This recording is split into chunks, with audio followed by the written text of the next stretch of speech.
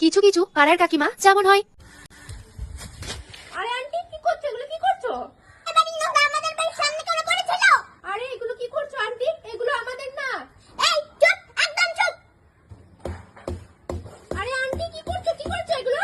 আমাদের গাছের পাতা আমাদের উঠানে গিয়ে পড়ছে। তাই বলে আপনি গাছ কাটবেন? আপনি জানেন না গাছ কাটা আইনত অপরাধ?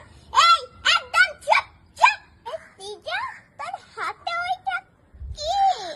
Parcel aunty. কই দেখি।